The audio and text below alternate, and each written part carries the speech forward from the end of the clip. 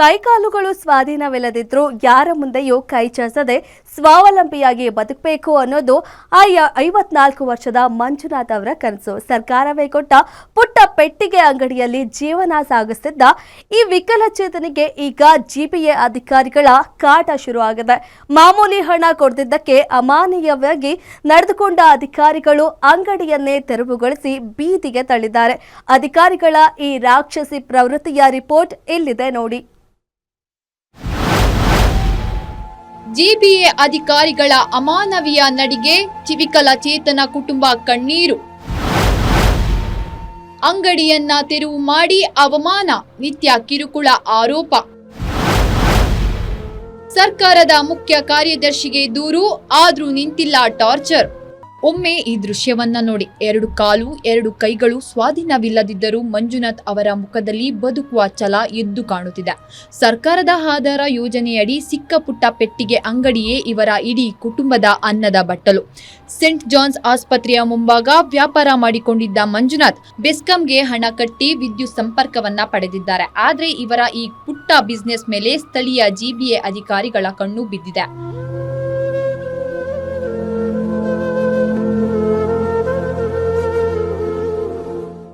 ಆರೋಪಗಳ ಪ್ರಕಾರ ಜಿಬಿಎ ಅಧಿಕಾರಿಗಳು ಮಂಜುನಾಥ್ ಅವರಿಂದ ಮಾಮೂಲಿ ಹಣಕ್ಕೆ ಬೇಡಿಕೆ ಇಟ್ಟಿದ್ದಾರೆ. ಹಣ ಕೊಡಲು ನಿರಾಕರಿಸಿದ್ದಾಗ ಪಕ್ಕದ ಅಂಗಡಿಯವರಿಂದ ಕಿರಿಕ್ ಮಾಡಿಸಿ ಅವಮಾನಿಸಿ ಅಂಗಡಿಯನ್ನ ತೆರವುಗೊಳಿಸಿದ್ದಾರೆ. ಅಂಗವೈಕಲ್ಯದ ಬಣ್ಣ ಹಚ್ಚಿಕೊಂಡು ನಾಟಕ ಮಾಡ್ತಿದ್ದೀರಾ ಎಂದು ಅಧಿಕಾರಿಗಳು ಮಂಜುನಾಥ್ ಅವರಿಗೆ ಅವಮಾನ ಮಾಡಿದ್ದಾರೆ. ಅಧಿಕಾರಿಗಳ ಈ ಕಿರುಕುಳ ತಾಳಲಾರದೆ ಮಂಜುನಾಥ್ ಈಗ ಸರ್ಕಾರದ ಮುಖ್ಯ ಕಾರ್ಯದರ್ಶಿಗಳಿಗೆ ಪತ್ರ ಬರೆದು ನ್ಯಾಯಕ್ಕಾಗಿ ಅಂಗಲಾಚುತ್ತಿದ್ದಾರೆ. 20 ವರ್ಷದಿಂದ ನಾನು ಇಲ್ಲಿ ವ್ಯಾಪಾರ ಮಾಡ್ತಾ ಇದ್ದೀನಿ. ಮೊದಲು ತಳ್ಳೆಗಾಡಿಲಿ ಹಾಕಿದ್ದೆ, ಆಮೇಲೆ ಮತ್ತೆ ನನಗೆ ಇವಾಗ 2018ರಲ್ಲಿ ನನಗೆ ಪೆಟ್ಟಿಗೆ ಕೊಟ್ಟರು. ಆದರೆ ಇಲ್ಲಿ ಸರ್ಕಾರದಿಂದ ನನಗೆ ಇದು ಮಾಡಿಕೊಟ್ರು, ಅನುಕೂಲ ಮಾಡಿಕೊಟ್ರು. ಬಟ್ ಆದರೂ ಸರ್ಕಾರನೇ ಕೊಡುತ್ತೆ, ಸರ್ಕಾರನೇ ಕಿತ್ಕೊಳ್ಳೋಕ್ಕೆ ಇದು ಮಾಡುತ್ತೆ. ಆದರೆ ಇಲ್ಲಿ ಅಧಿಕಾರಿಗಳು ಬಂದು ನಮಗೆ ತುಂಬ ತೊಂದರೆ ಕೊಡ್ತಾರೆ. ಮಂಜುನಾಥ್ ಅವರ ಪರಿಸ್ಥಿತಿ ಅಷ್ಟು ಸುಲಭವಿಲ್ಲ. ಅವರ ಮಗಳು ಕೂಡ ವಿಕಲಚೇತನರಾಗಿದ್ದಾರೆ. ಪತ್ನಿಯೇ ಮಂಜುನಾಥ್ ಅವರನ್ನು ವೀಲ್ ಚೇರ್ ಮೇಲೆ ಕೂರಿಸಿ ಇಳಿಸಿ ಊಟ ಮಾಡಿಸಬೇಕು.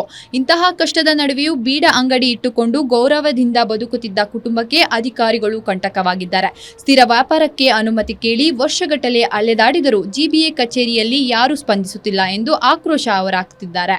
ಈ ಪೆಟ್ಟಿ ನಮ್ಮ ಯಜಮಾನರಿಗೆ ಗೌರ್ಮೆಂಟಲ್ಲಿ ಕೊಟ್ಟಿದ್ರೇನು ಅಲ್ಲಿ ಸ್ವಲ್ಪ ಕಾಸೆಲ್ಲ ಕೊಟ್ಟು ನಮ್ಗೆ ಇಕ್ಕೊಳ್ಳೋಕೆ ಹೇಳಿದರು. ಎರಡನೇದು ಇಲ್ಲಿ MLA ಸಾಹೇಬರು ರಾಮಲಿಂಗಾರೆಡ್ಡಿ ಅವರು ಇಲ್ಲಿ ಪರ್ಮಿಷನ್ ಕೊಟ್ಟು ಅವರೂ ನಮಗೆ ಸಹಾಯ ಮಾಡಿ ನೀವು ಇಲ್ಲಿ ಇಟ್ಕೊಳ್ರಿ ಅಂದ್ಬಿಟ್ಟು ಅವರೂ ನಮಗೆ ಸಹಾಯ ಮಾಡಿನೇ ನಮಗೆ ಇದನ್ನೇ ಕೊಟ್ಟಿದ್ದು. ಆದರೆ ಈ ಪೊಲೀಸ್ ಅವರು BBMP ಅವರು ಬಂದ್ಬಿಟ್ಟು MLA ಸಾಹೇಬರು ಮಾತುಗೂ ಕೂಡ ಬೆಲೆ ಕೊಡಲ್ಲ. ಅವ್ರು ಇಷ್ಟ ಬಂದಂಗೆ ಬರ್ತಾರೆ, ಇಷ್ಟ ಬಂದಂಗೆ ಹೊಡೆದಾಕ್ತಾರೆ, ಇಷ್ಟ ಬಂದಂಗೆ ಎತ್ತಾಕೊಂಡು ಹೋಗ್ತಾ ಇದ್ದಾರೆ.